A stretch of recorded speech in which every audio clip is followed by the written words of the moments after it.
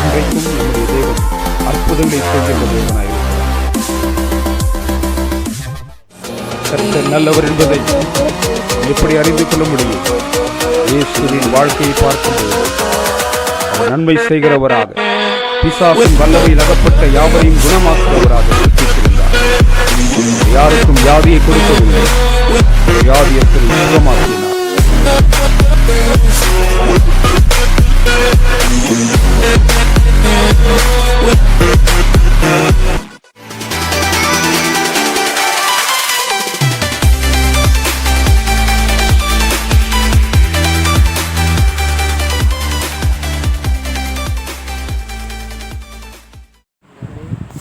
நன்றியோடு துதிக்கிறோம். நன்றி செலுத்துகிறோம். தகப்பனே, இந்த காலை வேளைக்காக மக்கள் நன்றி ராஜா. மட்டும் எங்களுக்கு உதவி செய்த எபினேசரே, நன்றியோடு துதிக்கிறோம். இனிமேலும் எங்களை நடத்த போகிற யெகோவாயிரே உமக்கு நன்றி அப்பா. ஸ்தோத்திரம். யெகோவா ஷம்மாவாய் எப்பொழுது எங்களோடு கூட இருந்து எங்களை பாதுகாக்கிற தேவனே உம்மை துதிக்கிறோம். இந்த நாட்களிலும் ஆண்டவரே, இப்படியாய் நாங்கள் ஒன்று கூடி சபையாய் நாங்கள் ஆராதிக்க நீ தந்த ஸ்லாக்கியத்துக்காக வாக்கியத்துக்காக உண்மை துதிக்கிறோம் அப்பா. ஒன்று கூடியிருக்கிற ஒவ்வொரு விசுவாச குடும்பங்களுக்காக நாங்கள் உமக்கு நன்றி செலுத்துகிறோம் கர்த்தாவே.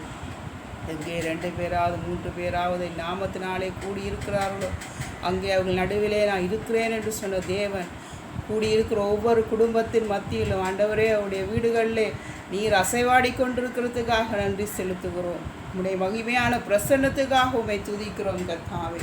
நாங்கள் ஆராதிக்கிற தேவன் எங்களை தப்புவிக்க வல்லவராயிருக்கிறோம் என்று சொன்ன விசுவாச வார்த்தையை இந்த நாளில் நாங்கள் சொல்லி உம்மை நாங்கள் ஆராதிக்கிறோம். இந்த நாட்டில் எல்லா பொல்லாப்புக்கும் அழிவுக்கும் நாச மோசங்களுக்கும் உடைய பிள்ளைகளை நீ தப்புவிக்கிற தேவனாயிருக்கிறீர். அதற்காக உமக்கு நன்றி ராஜா. இந்த வேளை முழு மனதோடு ஒரே சிந்தையோடு ஆண்டவரே ஒரே மனதோடு நாங்கள் உண்மை ஆராதிக்க கர்த்தர் எங்கள் ஒவ்வொருவருக்கும் கிருபை செய்யும்படியாய் நாங்கள் ஜெபிக்கிறோம். ஒவ்வொரு பகுதியையும் ஆசீர்வதித்து தாங்க. ஆராதிக்கிற ஒவ்வொரு பிள்ளைகளையும் ஆசீர்வதிங்க. இயேசுவின் நாமத்தில் பிதாவே, ஆமென். நாங்கள் எல்லாரும் சேர்ந்து இயேசு நல்லவர், இயேசு வல்லவர், என்றென்றும் மாறாதவர், அவர் என்றென்றும் மாறாதவர் என்ற பாடலை பாடுவோம்.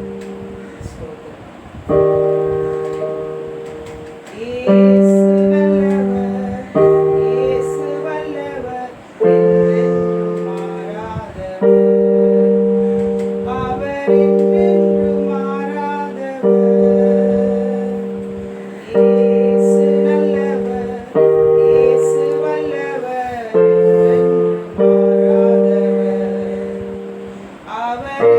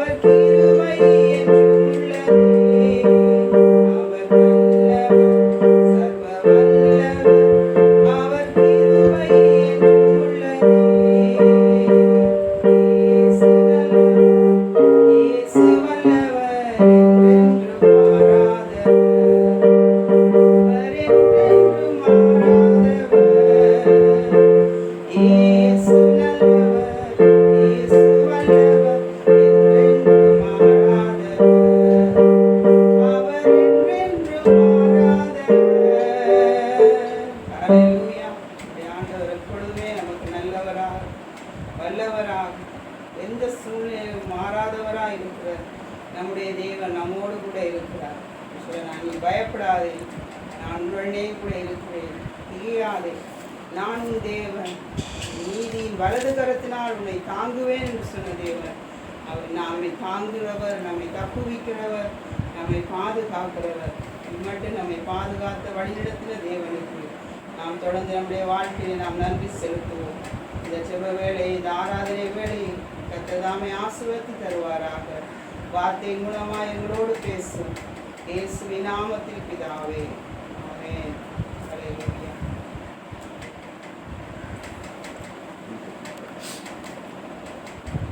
இந்த மனமகிழ்ச்சி நாளின் காலை வேளையிலே உங்களை இயேசு கிறிஸ்துவின் நாமத்தில் அன்போடு கூட நான் வாழ்த்துகிறேன்.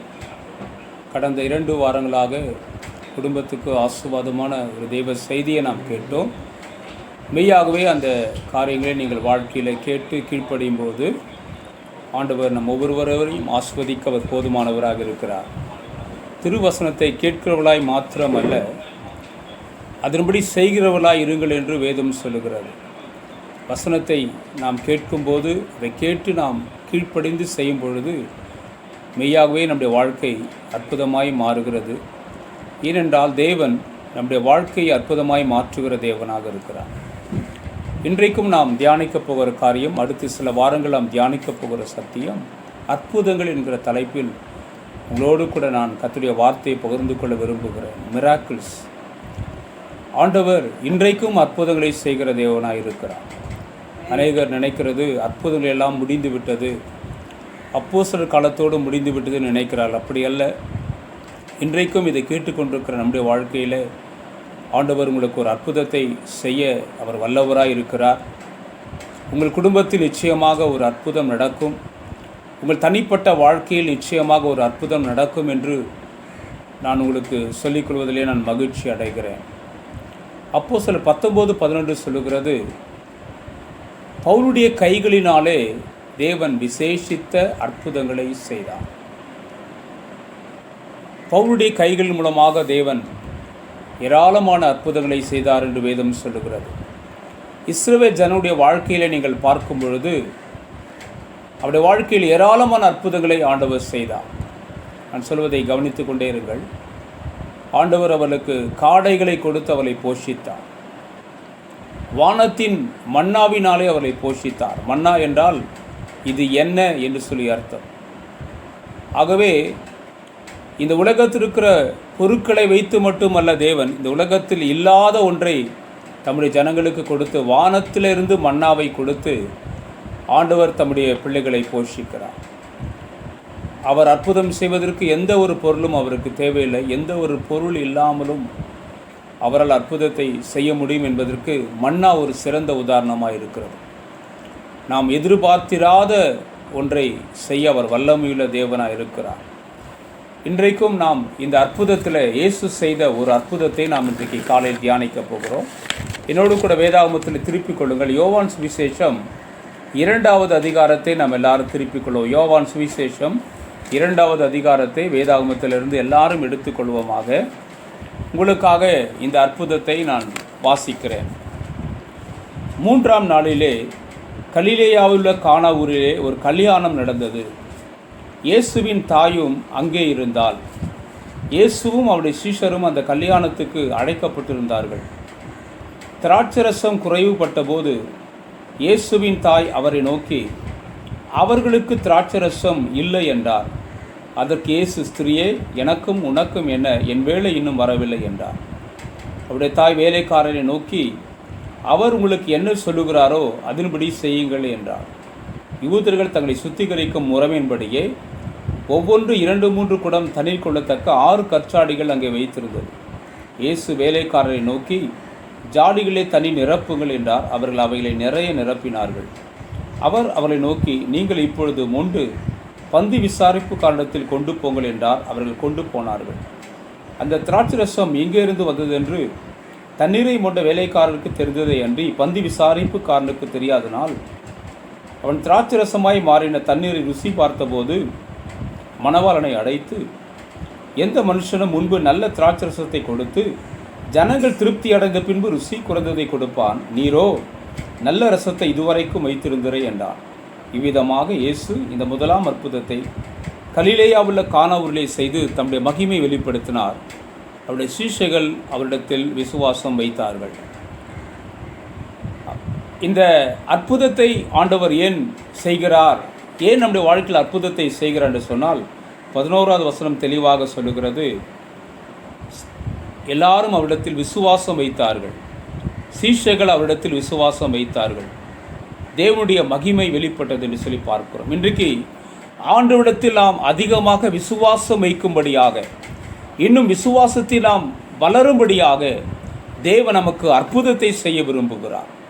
இந்த வாரமெல்லாம் நீங்கள் சொல்லுங்கள், ஆண்டவரே, ஒவ்வொரு நாளும் நான் அற்புதத்தை காண வேண்டும், ஒவ்வொரு நாளும் எனக்கு அற்புதத்தினாலாக இருக்க வேண்டும். இந்த லாக்டவுன் நாட்களிலே என்னுடைய பொருளாதார தேவைகள் அற்புதமாய் சந்திக்கப்பட வேண்டும். இந்த லாக்டவுன் நாட்களிலே எனக்கு சரீரத்தில் தெய்வீக சுகமும் ஆரோக்கியமும் உண்டாக வேண்டும், புது அவயங்கள் உண்டாக வேண்டும், பலவீனமான அவயங்களிலே உங்கள் வல்லமை இறங்க வேண்டும் ஆண்டவரே. பாதிக்கப்பட்ட உறுப்புகளை நீர் புதுப்பியும் ஆண்டவரே, நீர் சிருஷ்டியும் ஆண்டவர் என்று சொல்லும் பொழுது ஆண்டவர் அற்புதத்தை இன்றைக்கு செய்ய வல்லமையுள்ளவராக இருக்கிறார். இந்த காலகட்டத்தில் இப்படிப்பட்ட அற்புதங்கள் நமக்கு அவசியம். பாருங்கள், இப்போ இந்த அற்புதத்தை வேகமாக நாம் தியானிக்க போகிறோம். முதலாவது கலிலேயா உள்ள கானா ஊரிலே இந்த அற்புதம் நடந்தது என்று சொல்லி நாம் பார்க்கிறோம். ஒரு சாதாரண ஒரு சின்ன ஒரு ஊர் என்று கானா ஊரை குறித்து சொல்லுகிறார்கள். கொஞ்சம் மக்கள் வாழ்கிற ஊர் என்று சொல்லுகிறார்கள். அப்படிப்பட்ட ஒரு சிறிய ஊரிலே ஆண்டவர் தம்முடைய அற்புதத்தை, முதலாவது அற்புதத்தை ஒரு திருமணத்தில் ஆண்டவர் செய்தார். இன்றைக்கு நீங்கள் உங்கள் குடும்பத்தை குறித்து அற்பமாக நினைத்து கொண்டிருக்கிறீங்களா? உங்கள் குடும்பம் ஒரு சிறிய குடும்பம் என்று உங்கள் குடும்பத்தை குறித்த ஒரு தாழ்வு மனப்பான்மையோடு வாழ்வீங்களா? இயேசு உங்கள் குடும்பத்தை நேசிக்கிறார். உங்கள் சிறிய குடும்பத்திலும் அவர் அற்புதத்தை செய்ய அவர் வல்லமையுள்ள தேவனாக இருக்கிறார். மனுஷர்கள் உங்களை புறக்கணிக்கலாம், மனுஷர்களை ஒதுக்கி தள்ளலாம், மனுஷர்களை அற்பமாக நினைக்கலாம். ஆனால் இயேசு கானா ஊருக்கு ஒரு அற்புதத்தை, அந்த ஊரிலே ஒரு அற்புதத்தை செய்த ஆண்டவர் நம்முடைய சிறிய குடும்பத்துக்கு, அற்பமாய் எண்ணப்படுகிற நமக்கு ஒரு அற்புதத்தை அவர் செய்வார் என்பதற்கு இது ஒரு மிகப்பெரிய ஒரு உண்மையாக, சாட்சியாக இருக்கிறது.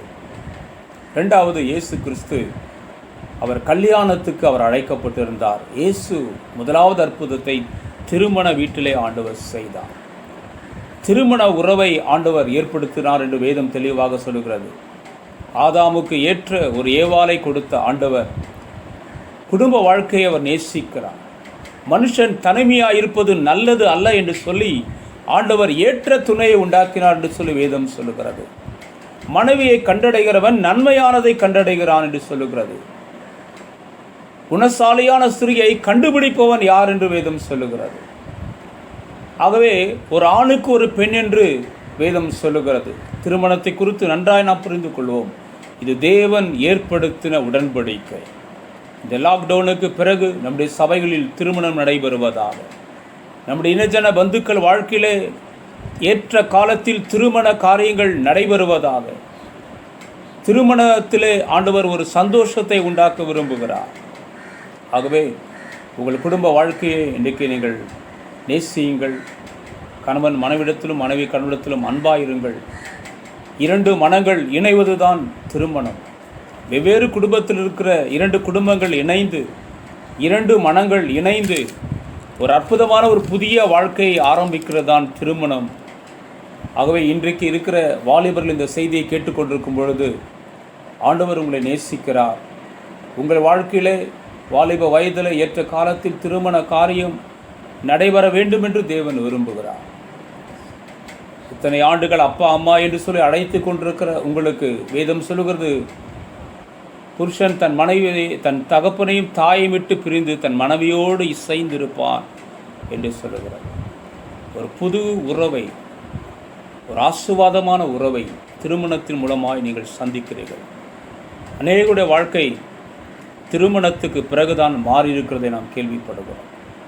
அநேகர் திருமணத்துக்கு பிறகு அவருடைய வாழ்க்கை மிகவும் ஆசீர்வாதம் நிறைந்ததாக, அர்த்தமுள்ளதாக மாறுகிறதை நாம் பார்க்கிறோம்.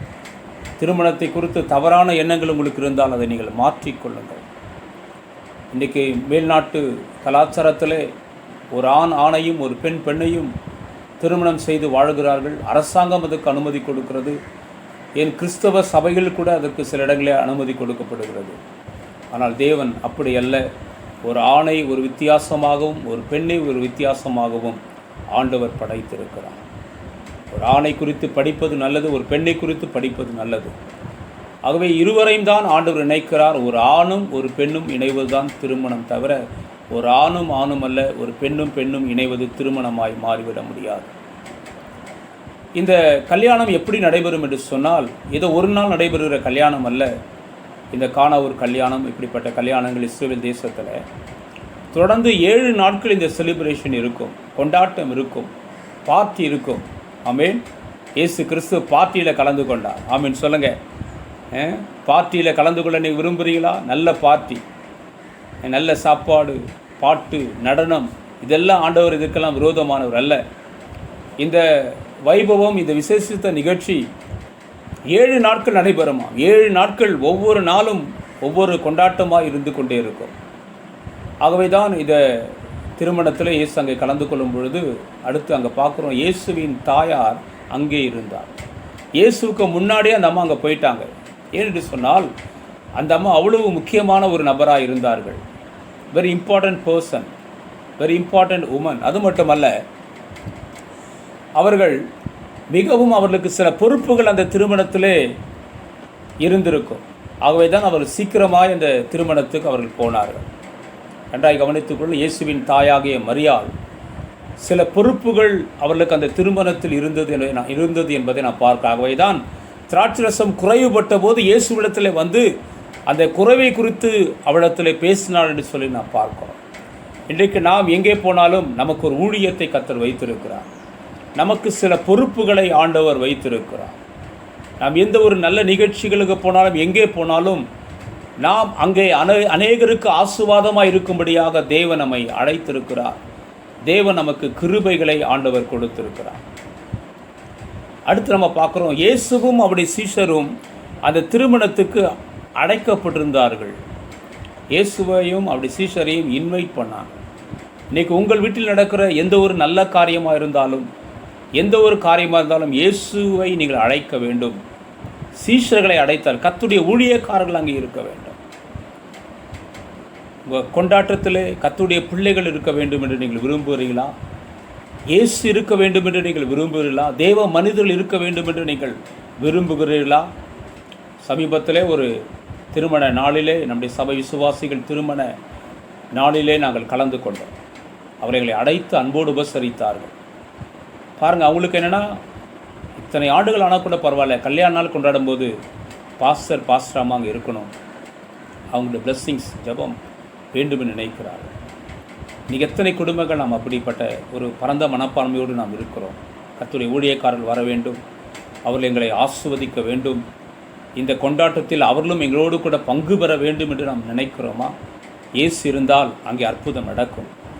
இயேசு இருந்தால் அங்கே குறைவுகள் நிறைவாகும். கர்த்தருடைய பிள்ளைகளும் கர்த்தருடைய ஊழியக்காரர்களுக்கும் ஒரு கலசம் தண்ணீர் கொடுக்க நீங்கள் முன் வரும்போது அதன் பலனை நீங்கள் அடையாமல் போவதில்லை என்று வேதம் சொல்லுகிறார். இன்றைக்கு உங்கள் வாழ்க்கையிலே குறைவுகள் மாற வேண்டுமா? இன்றைக்கு உங்கள் வாழ்க்கையிலே அற்புதங்கள் நடைபெற வேண்டுமா? இன்றைக்கு உங்கள் வாழ்க்கையில் அதிசயங்கள் நடைபெற வேண்டுமா? இயேசுவையும் கர்த்தருடைய பிள்ளைகளையும் உங்கள் வீட்டுக்கு நீங்கள் அழையுங்கள். அவர்கள் உங்களோடு கூட இருக்கட்டும். அவர்கள் உங்கள் விருந்திலே முக்கியமான நபர்களாக அவர்கள் இருக்கட்டும். அவர்களுக்கு கொடுக்க வேண்டிய கனத்தையும் மரியாதையும் நீங்கள் கொடுக்கும் பொழுது ஆண்டவர் மெய்யாகவே உங்களை ஆசீர்வதிப்பார். உங்கள் வீட்டின் நல்ல நிகழ்ச்சிகளில் உங்கள் போதகர் இருக்கட்டும், உங்கள் போதகர் குடும்பம் இருக்கட்டும், கர்த்தருடைய விசுவாச பிள்ளைகள் இருக்கட்டும். ஊரில் இருக்கிற எல்லாருக்கும் அழைப்பு கொடுக்குறோம். ஆனால் கர்த்தருடைய பிள்ளைகள் நம்ம வீட்டுக்கு வர வேண்டும். விசுவாச குடும்பங்கள் நம்முடைய வீட்டுக்கு வர வேண்டும். நம்முடைய வைபவத்திலே நல்ல நிகழ்ச்சிகளை விசுவாச குடும்பம் பங்கு பெற வேண்டும் என்ற ஒரு வாஞ்சையும் ஒரு தாகமும் ஒரு எதிர்பார்ப்பும் நமக்கு உண்டாகட்டும். இதுதான் பிப்ளிக்கல் பிரின்சிபல். பாருங்கள், வேதத்தில் இருக்கிற பிரமாணங்கள் இதுதான். இதை நாம் செய்யும் பொழுது ஆண்டவர் நம்மை ஆசீர்வதிக்கிறார். அடுத்து இந்த திராட்சை ரசம் என்று சொல்லும் பொழுது இந்த 7 நாட்கள் கொண்டாடுகிற கொண்டாட்டமாக இருக்கிறதுனால இந்த திராட்சை ரசம் முக்கியமான ஒன்று. தினந்தோறும் அதை குடித்து கொண்டே இருப்பார்கள். இந்த திராட்சை ரசத்தை செய்வதற்கு கொஞ்சம் நாட்கள் ஆகும். அப்படியெல்லாம் அதை சரியாக செய்து ப்ரிசர்வ் பண்ணால் தான், பாதுகாக்கப்பட்டால் தான் சுவையான ஒரு திராட்சை ரசம் கிடைக்கும் என்று சொல்லுகிறார்கள். ஆனால் இந்த திருமணத்திலே திராட்சரசம் குறைவுபட்டது என்று சொல்லப்படுகிறது. திராட்சரசம் என்பது மகிழ்ச்சியை குறிக்கிறது. சந்தோஷமாக இருக்க வேண்டிய வீடு இப்பொழுது சந்தோஷம் இல்லாத வீடாக மாறிவிட்டது. இன்றைக்கு உங்கள் வாழ்க்கையிலே சந்தோஷம் இல்லாத வீடாக இருந்தால் ஆண்டவர் சந்தோஷமாய் நீங்கள் இருக்க வேண்டும் என்று விரும்புகிறார். அதுவும் திருமண வாழ்க்கையை ஆரம்பிக்கிறவர்கள் அதை ஆரம்பிக்கும் போதே சந்தோஷமாக இருக்க வேண்டும் என்று இயேசு விரும்பிதான் அங்கே ஒரு அற்புதத்தை செய்ததை நம்ம பார்க்கிறோம். அடுத்ததாக பார்க்கிறோம், இயேசுவின் தாய் சொல்கிறாங்க வேலைக்காரர்கிட்ட, அவர் உங்களுக்கு என்ன சொல்லுகிறாரோ அதன்படி செய்யுங்கள். அடுத்து நான் இங்கே வேலைக்காரர்களை குறித்து நான் பேச விரும்புகிறேன். இந்த வேலைக்காரர்கள் மிக முக்கியமானவர் என்று சொன்னால், அந்த 6 கற்சாடி நிறைய அவர்கள் தண்ணீரை நிரப்பினார்கள் என்று சொல்லப்படுகிறது. அவ்வளவு கீழ்ப்படுதலோடு கூட தங்கள் கொடுக்கப்பட்ட பணியை மிக சிறப்பாய் செய்து முடித்தார்கள். இன்றைக்கு திருச்சபையில் இருக்கிற ஒவ்வொரு விசுவாச குடும்பமும் இந்த வேலைக்காரர்களைப் போல நாம் கர்த்தர் நமக்கு கொடுத்த தாளந்துகள், கிருபைகள், வரங்களை கர்த்தருக்கென்று முழுவதுமாக பயன்படுத்துகிறவர்களாக நாம் இருக்க வேண்டும். 4 விதமான விசுவாசிகளை, 4 விதமான மக்களை குறித்து உங்களோடு பேச விரும்புகிறேன். 4 types of people. முதலாவது, அதிகமான செயல்திறன் உள்ளவர்கள், அதிகமான திறமை, அதிகமான டேலண்ட், அதிகமான வரங்கள் உள்ள விசுவாசிகள். அவர்களுக்கு கூடவே என்ன இருக்கிறதாம்? அதிகமான அர்ப்பணிப்பு இருக்கிறது. அதெல்லாம் புரிந்து அந்த வார்த்தை அர்ப்பணிப்பு என்ற வார்த்தை. இன்றைக்கு அர்ப்பணிப்பு என்ற அர்ப்பணிப்பு உங்களுக்கு இருக்கிறபடியால் தான் இன்றைக்கி இந்த ஜூம் ஆப்பில் நீங்கள் வந்திருக்கிறீங்க. அதை நான் பாராட்டுகிறேன். எல்லாரும் இப்படி வராவிட்டாலும் உங்களுக்கு ஒரு உண்மையான ஒரு அர்ப்பணிப்பு இருக்கிறதுனால தான், இந்த சபையை குறித்த ஒரு அர்ப்பணிப்பு இருக்கிறபடியால் தான் இந்த ஆராதனை நீங்கள் பங்கு பெறுகிறீர்கள். தேவனுடைய ஊழியத்திலே உங்களை அர்ப்பணித்திருக்கிறீர்கள். 2வது, சில விசுவாசிகள் குறைந்த செயல்திறன். பாட தெரியாதுன்னு சொல்லுவாங்க, ஊழியம் செய்ய தெரியாதுன்னு சொல்லுவாங்க. எனக்கு ஒன்றுமே அதிகமாக செய்ய தெரியாது, குறைஞ்ச அளவு தான் செய்ய தெரியும். ரொம்ப நல்லா பாடுறவன் இல்லை, ரொம்ப நல்லா பிரசங்கம் பண்ணுறவன் இல்லை, ரொம்ப நல்லா ஆத்தும ஆதாயம் செய்கிறவன் அல்ல. அப்படி குறைந்த திறனோடு சில இருக்கிறத பார்க்குறோம். ரொம்ப டேலண்ட் இல்லாமல் இருக்கிற, கொஞ்சம் திறமையோடு இருக்கிற விசுவாசிகள். ஆனால் அவங்களுக்கு அதிக அர்ப்பணிப்பு. வெறும் அதிக அர்ப்பணிப்பு மட்டும் இருந்தால் போதாது, நம்முடைய தாளந்துகள், திறமைகளை நாம் வளர்த்து கொள்ள வேண்டும். நம்ம எல்லாருமே ஆரம்பத்தில் திறமையானவர் அல்ல, ஆனால் அப்படியே இருந்து விடக்கூடாது. பாருங்கள், பைபிள் படிக்கத்தரலாம், பைபிள் படிக்க உட்காந்து கற்றுக்கணும். ஜெபிக்கத்தரலாம், ஜெபிக்க கற்றுக்கொள்ள வேண்டும். சபையில் ஆராதனை நடத்துறதுக்கு இன்னும் நல்ல திறமையாக மாற வேண்டும். புது புது பாடல்களை கேட்டு இசைக்கருவி வாசிக்க கற்றுக்கொண்டு எந்த விதத்திலெல்லாம் குறைந்த செயல்திறன் இருக்கிறதோ அந்த ஏரியாவெல்லாம் கொஞ்சம் ஒர்க் பண்ணி திறமையுள்ளவர்களாய் மாற வேண்டும். ஆண்டவர் திறமைசாலிகளை பயன்படுத்த விரும்புகிறார், முழுவதும் அர்ப்பணித்தவர்களை பயன்படுத்த விரும்புகிறார். 3வது, அதிகமான செயல்திறன் இருக்கும். இவங்களுக்கு நல்லா பாடுவாங்க, எல்லாத்துலேயும் ரொம்ப எக்ஸலண்ட்டாக இருப்பாங்க. ஆனால் அர்ப்பணிப்பு ரொம்ப குறைஞ்ச அர்ப்பணிப்பாக இருக்கும். ரொம்ப குறைஞ்ச அர்ப்பணிப்பு. ஆண்டவருக்காய் தங்கள் சரீரத்தை ஒப்பு கொடுக்காத ஆராதனை அது புத்தீனமான ஆராதனை என்று வேதம் சொல்லுகிறார். பரிசுத்தம் இல்லாமல் அவரை ஆராதிக்க முடியாது. ஆண்டவருக்கு முற்றிலுமாய் ஒப்பு கொடுக்காமல் அவருக்கு ஊழியம் செய்ய முடியாது. ஆகவே குறைந்த அர்ப்பணிப்போடு நாம் எவ்வளவு திறமையுள்ளவர்களாக இருந்தாலும் அதுலேயும் ஒரு பிரயோஜனம் இல்லை. தாளந்துகள், திறமைகளுக்காய் ஸ்தோத்திரம். ஆனால் ஆண்டவர் அவருக்கு முற்றிலுமாய் நம்மை அர்ப்பணிக்க வேண்டும் என்று விரும்புகிறார். நம்முடைய கண்களை, நம்முடைய காதுகளை, நம்முடைய நாவை, நம்முடைய இருதயத்தை, நம்முடைய கால்களை, நம்முடைய நாவை, ஒவ்வொரு உறுப்பையும் அர்ப்பணிக்கிற பொழுதுதான் அர்ப்பணிக்கிறவர்கள் செய்கிற ஜபம் வல்லமையுள்ளதாக இருக்கும். அர்ப்பணிக்கிறவர்கள் செய்கிற பிரசங்கம் வல்லமையுள்ளதாக இருக்கும். அர்ப்பணிக்கிறவர்கள் செய்கிற எந்த ஒரு வேலையாக இருந்தாலும் அது மிகவும் ஆசீர்வாதமானதாக இருக்கும். 4வது, மக்கள் குறைந்த செயல்திறன் உள்ளவர்கள். குறைந்த செயல்திறன் உள்ளவர்கள். அடுத்து அது அவர்கிட்ட குறைந்த அர்ப்பணிப்பு. எதையும் சரியாக செய்யவும் தெரியாது, ஒழுங்காக அர்ப்பணிக்காத ஒரு வாழ்க்கை. இதுதான் அனலும் இல்லாமல் குளிரும் இல்லாமல் வாழ்கிற ஒரு வாழ்க்கை. ஏனோதானே என்று வாழ்கிற கிறிஸ்தவ வாழ்க்கை. ஆண்டவருக்காக எதுவுமே செய்கிறதில்லை, அதை செய்வதற்கு கொஞ்சம் கூட தங்களை அர்ப்பணிக்காத ஒரு வாழ்க்கை. அருமையான தேவ ஜனமே, இன்றைக்கு கொஞ்சம் உங்களை ஆராய்ந்து பாருங்கள். முதலாவது, அதிகமாய் கர்த்தருக்கு அர்ப்பணியுங்கள். 2வது, அதிகமாக திறமைகளை நீங்கள் வளர்த்து கொள்ளுங்கள். இன்றைக்கு விஞ்ஞானம் வேகமாய் வளர்ந்து கொண்டிருக்கிறது. பாருங்கள், இன்றைக்கி இந்த ஜூம் ஆப் இதெல்லாம் நம்ம போயிட்டு இதெல்லாம் நம்ம பயன்படுத்துகிற அளவுக்கு நம்முடைய திறமைகளை நாம் வளர்த்து கொள்ளும் பொழுதுதான் இந்த காலத்தில் நாம் கர்த்தரை ஆராதிக்க முடிகிறது. ஆகவே நாம் நம்முடைய திறமைகளை எந்தெந்த காரியத்தில் உங்கள் பிஸ்னஸாக அந்த திறமையை வளர்த்து கொள்ளுங்க. நீங்கள் டிரைவிங் லைனில் இருக்கிறீங்களா, அதை பற்றி வாகனத்தை பற்றி நல்லா தெரிந்து கொள்ளுங்க. எப்படி அதை சிறப்பாக மெயின்டைன் பண்ண முடியும், எப்படி சிறப்பாக வாகனத்தை ஓட்ட முடியும் என்பதை அறிந்து கொள்ளுங்கள். நீங்கள் எந்த ஒரு காரியத்தை நீங்கள் செய்தாலும் அதில் அதிகமான திறமையோடு கூட நீங்கள் செயல்பட ஆண்டவர் கிருபை செய்வாராம். நீங்கள் ஒரு மீன் பிடிக்கிறவராக இருந்தால் அற்புதமான ஒரு தொழில். ஆண்டவர் அடைத்தவர்கள் அநேக மீனவர்களை. ஆண்டவர் இன்றைக்கி வெளி தேசத்தில் மீனவர்கள் தான் மிகப்பெரிய பணக்காரர்கள், மிகப்பெரிய லட்சாதிபதிகள் மீனவர்கள் தான். உங்களை பற்றி அற்பமாக நினைச்சிடாதீங்க.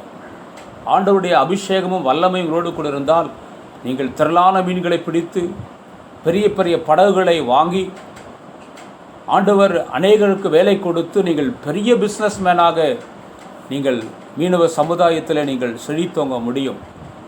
ஆகவே உங்கள் திறமைகளை வளர்த்து கொள்ளுங்கள். விதவிதமான வலைகளை வாங்க பிரயாசப்படுங்கள்.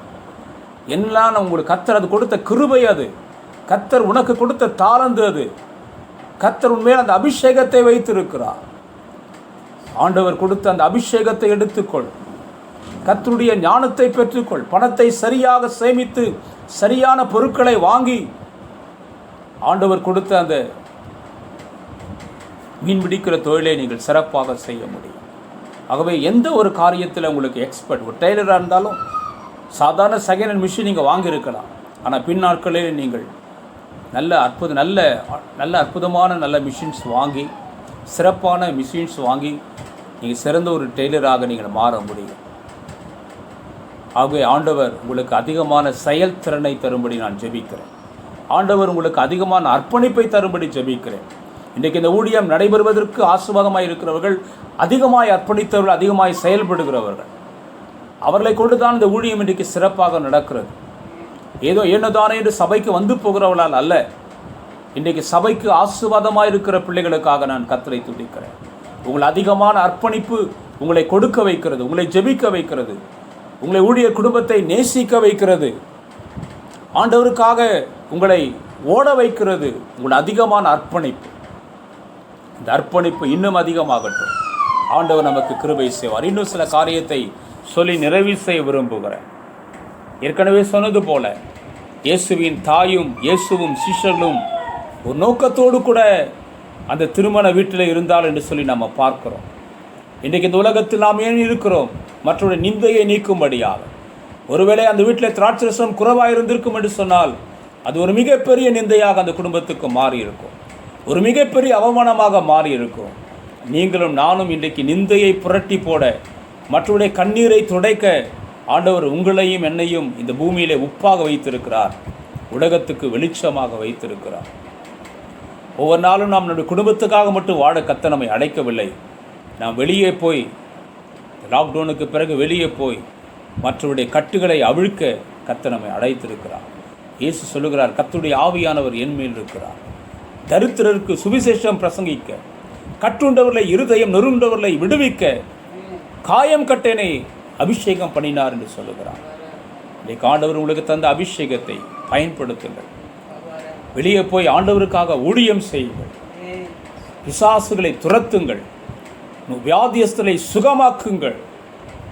ஆண்டவர் அப்படிப்பட்ட கிருபைகள், பவுலுடைய கைகள் மூலமாய் அற்புதங்களை செய்த ஆண்டவர் நம்முடைய கைகள் மூலமாய் அற்புதங்களை செய்ய அவர் வல்லமையுள்ளவராக இருக்கிறார்.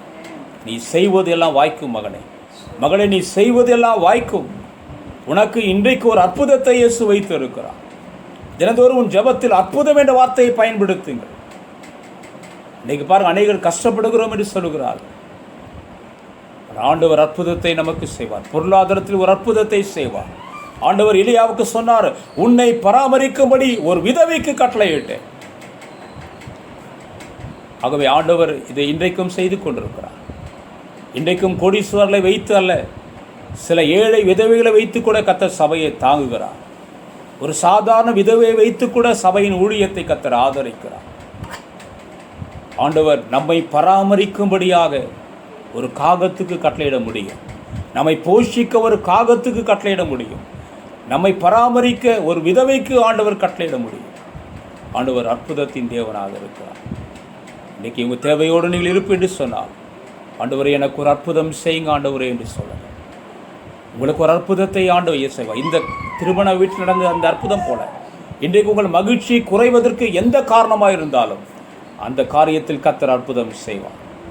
ஒருவேளை புத்திர பாக்கியத்தை கொடுத்து உங்களை சந்தோஷப்படுத்துவதாய் அது இருக்கலாம், நல்ல வேலையை கொடுப்பதாக இருக்கலாம், நல்ல வீட்டை கொடுப்பதாக இருக்கலாம், நல்ல வியாபாரத்தை கொடுப்பதாக இருக்கலாம். இது எல்லாம் உங்களுக்கு சந்தோஷத்தை உண்டாக்குமோ அதையெல்லாம் செய்வேன் என்று ஆண்டவர் வாக்கு பண்ணுகிறார். இயேசு செய்த அற்புதத்தில் அது அளவும் அதிகமாக இருந்தது. 6 கற்சாடியில் என்று பார்க்கிறோம். ஒவ்வொரு கற்சாடியும் 2-3 குடங்கள் பிடிக்கும். அப்படின்னு சொன்னால் ஒரு கற்சாடி 35 லிட்டர் அளவுக்கு அது தண்ணீர் பிடிக்கும். 6 கற்சாடி 210 லிட்டர் தண்ணீரை அவர் திராட்சரசமாய் மாற்றினதை நாம் பார்க்கிறோம். அளவும் அதிகமாய் அவர் செய்தார். இன்றைக்கு நம்முடைய வாழ்க்கையிலும் புரிந்து கொள்ளுங்கள், ஆண்டவர் தம்முடைய பிள்ளைகளுக்கு எதை கொடுத்தாலும் அதிகமாய் கொடுப்பார். அவர் குறைவாய் சொல்லுவாங்க, தொட்டுக்க வடிச்சுக்க என்று சொல்லி பழைய நாட்களிலே பேசுவார். கறியை வச்சுட்டு தொட்டுக்க அப்படின்வாங்க. இன்றைக்கெல்லாம் நம்ம தொட்டுக்கிற மாதிரி இல்லை. நம்ம பிள்ளைகள் பாருங்கள், கர்த்தருடைய ஆண்டவருடைய ஆசீர்வாதத்தினால் நாம் நிறைவாய் கொடுக்க விரும்புகிறோம். பிள்ளைங்களை ஒருபோது எனக்கு இன்னும் ஒரு பீஸ் தான், எனக்கு இன்னும் கொஞ்சம் தாங்கன்ற அளவுக்கு அல்ல. கர்த்தர் நிறைவாய் இன்றைக்கு நம்முடைய பிள்ளைகளை ஆசீர்வதிக்கிறார். அளவு என்றாலும் அதிகம், அடுத்து தரம் என்றாலும் அற்புதமான தரம். சொல்லுவாங்க, எதையாவது வெந்ததை தின்னு விதி வந்தால் சாவன்னு ஒரு பழமொழி இருக்குது. வெந்தது எதான வெந்ததை தின்னு அப்படி இல்லை. ஆண்டவர் நாக்கிலே சுவையை வைத்திருக்கிறார். உங்கள் நாக்கு ருசியை கண்டுபிடிக்கிற நாக்காக கர்த்தர் வைத்திருக்கிறார். பாருங்கள், சும்மா எதையோ சாப்பிட்டு போக கர்த்தர் நம்மை அழைக்கவில்லை. தண்ணியில் பாலில் தண்ணியை கலந்து ஒரு பச்சை தண்ணி டீயை குடிக்க கர்த்தர் நம்ம அழைக்கலை. அப்படி நாக்கை வச்சு ஒரு டீ ஒரு கப்பில் ஒரு சிப் எடுக்கும்போதே அந்த டேஸ்ட்டு அவ்வளோ அற்புதமாக இருக்க வேண்டும் என்று கர்த்தர் விரும்புகிறார். ஆண்டு சொல்ல, தேசத்தின் நன்மையை புசிப்பீர்கள். தரம் என்றாலும் அதில் பெஸ்ட்டு தரத்தை நமக்கு தருகிற ஆண்டவர். சும்மா ரோட்டில் விற்கிற பிளாட்ஃபார்மில் விற்கிற பொருட்கள் ஆசைப்படாதீங்க. பிளாட்ஃபார்மில் விற்கிற துணியில் ஆசைப்படாதீங்க.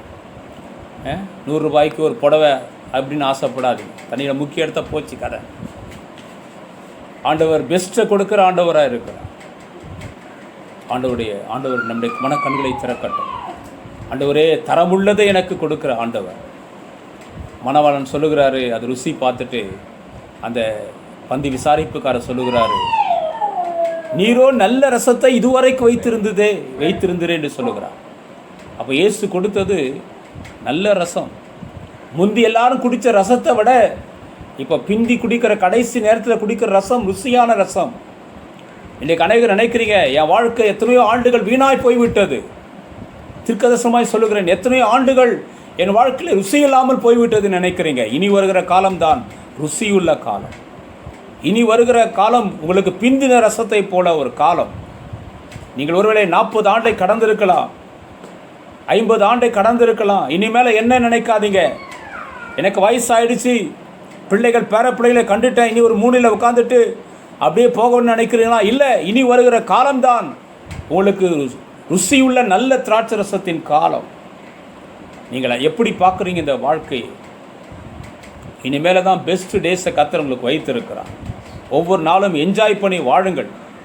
ஒவ்வொரு நாளையும் மகிழ்ச்சியோடு நீங்கள் எதிர்பாருங்கள். இனி வருகிற ஒவ்வொரு நாளும் உங்களுக்கு ஆசீர்வாதமாய் வரும். உதாரணத்துக்கு நான் சொல்லுகிறேன், ஆபிரகாமுடைய வாழ்க்கையிலே ஆபிரகாமின் பிந்திய நாட்கள் மிகவும் ஆசீர்வாதமான நாட்களாக இருந்தது நம்ம பார்க்குறோம். 75 வயசுக்கு பிறகுதான் ஆபிரகாமுடைய வாழ்க்கை இன்னும் அற்புதமாய் மாறினது. நான் சொல்கிறேன், இனி வருகிற காலங்கள் உங்களுக்கு அற்புதமான காலமாய் மாறும். யோபின் வாழ்க்கையில் பிந்தின காலம் இன்னும் ஆசீர்வாதமான காலமாய் மாறினது. எழுந்து போன 10 பிள்ளைகளை பெற்றுக்கொண்டான். எழுந்து போன ஆடு மாடு ஒட்டகங்கள் கழுதைகள் எல்லாவற்றையும் இரட்டிப்பாய் பெற்றுக்கொண்டான். அவன் பிந்திய காலம் ருசியுள்ளதாக இருந்தது, ருசியுள்ள திராட்சை ரசமாக இருந்தது. ரூத்தின் வாழ்க்கையிலும் ஆரம்ப காலகட்டத்தில் ரூத்தின் வாழ்க்கையில் மிகப்பெரிய ஒரு ஆசீர்வாதம் இல்லை. எல்லாவற்றையும் இழந்த நிலைமை, கணவனை இழந்த நிலைமை, மாமனார் மைத்துனரை இழந்த நிலைமை ரூத்தின் வாழ்க்கை. ஆனால் பின்னாட்கள் ஆசீர்வாதமான காலமாய் மாறி அந்த வம்சத்தில் நமது அருமை இரட்சகர் இயேசு கிறிஸ்து பிறந்தார். ரூத்தின் வாழ்க்கையை ருசியுள்ள வாழ்க்கையை மாற்றின ஆண்டவர். அருமையான சகோதரியே, அருமையான தாயே, அருமையான தகப்பனே, ஆபிரகாமின் தேவன், யோபுவின் தேவன், ரூத்தின் தேவன் நம்முடைய தேவனாக இருக்கிறார். உங்களுக்காக நல்ல ரசத்தை அவர் வைத்திருக்கிறார். சொல்லுங்கள், இனி வருகிற காலம் ஆண்டவர் எனக்கு நல்ல ரசத்தை வைத்திருக்கிறார். அதை நான் அனுபவிக்கப் போகிறேன், அதை நான் பெற்றுக்கொள்ளப் போகிறேன் என்று சொல்லுங்கள். ஆண்டவர் உங்களை ஆசீர்வதிப்பார். ஆகவே ஆண்டவராக இயேசு செய்த இந்த அற்புதத்தின் மூலமாய் தம்முடைய மகிமையை அவர் வெளிப்படுத்தினார். இந்த நாள் உங்களுக்கு அற்புதத்தின் நாளாக இருக்கட்டும். ஒவ்வொரு நாளும் உங்களுக்கு அற்புதத்தின் நாளாக இருக்க நான் ஜெபிக்கிறேன். ஏராளமான சாட்சியை நீங்கள் சொல்ல போகிறீங்க, ஏராளமான சாட்சியை நீங்கள் பகிர்ந்து கொள்ள போகிறீங்க. அற்புதம் அவர் நமக்கு செய்யாமல் அவர் யாருக்கு செய்வார்? நீங்களும் நானும் அவருடைய பிள்ளைகளாக இருக்கும். ஆண்டவர் இந்த வார்த்தைகளினாலே நம்மை ஆசீர்வதிப்பாரார். இப்பொழுதும் கடந்த வாரம் கர்த்தருடைய பந்திக்கு ஆயத்தமாகாமல் இருந்தால் இன்றைக்கு அதை நாம் அனுசரிப்பேன் என்று சொல்லியிருக்கிறேன். ஆகவே நாம் அந்த காரியத்தை நாம் செய்வோம். கர்த்தருடைய பந்தியை நாம் அனுசரிக்க போகிறோம். இது நமக்கு ஒரு ஆசீர்வாதமான ஒரு நேரம். பாருங்கள், ஸ்தோத்திரம். ஆண்டவர் நம்ம ஒவ்வொருவரையும் கர்த்தர் ஆசீர்வதிக்கட்டும். நீங்கள் பந்திக்காக ஆயத்தமாக இல்லைன்னா அப்படியே ஆயத்தப்படுத்திக் கொள்ளுங்கள். வெகு சீக்கிரத்தில் நாம் இதை செய்து நாம் முடிக்கப் போகிறோம். பந்திக்காக நாம் ஆயத்தமாகவும்.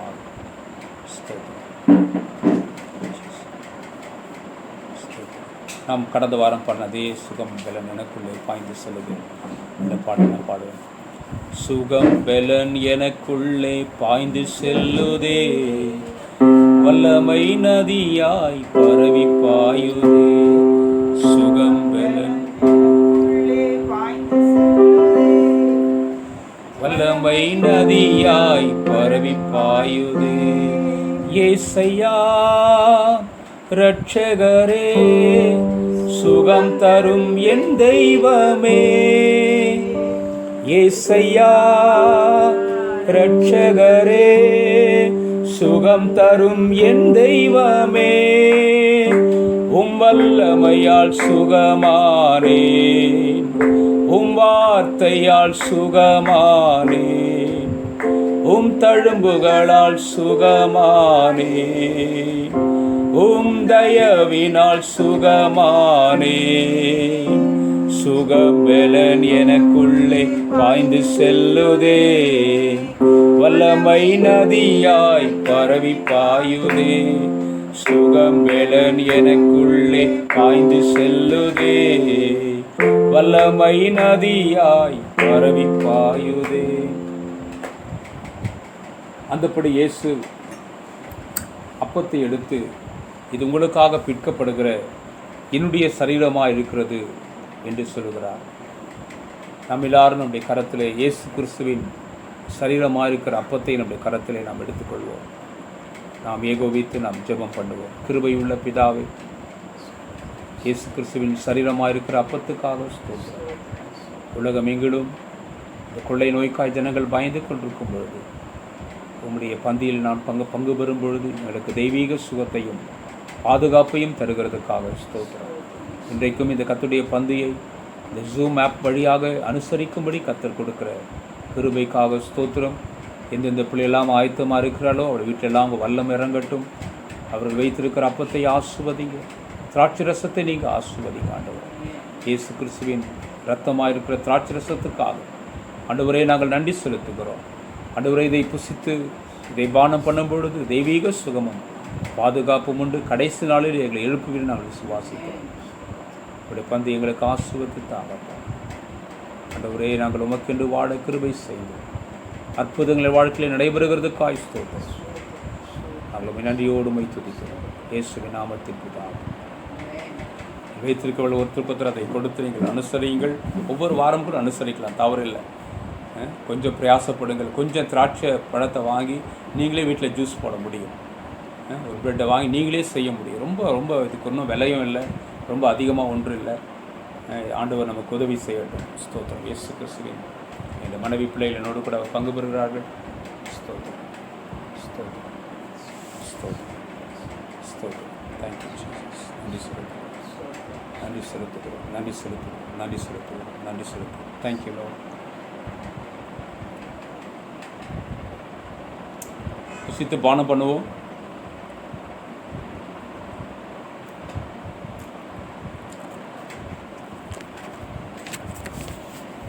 இயேசு கிறிஸ்துவை கல்யாண வீட்டில் அழைத்த அந்த குடும்பத்தைப் போல நாமும் இயேசுவை எல்லாரும் அழைப்போமா?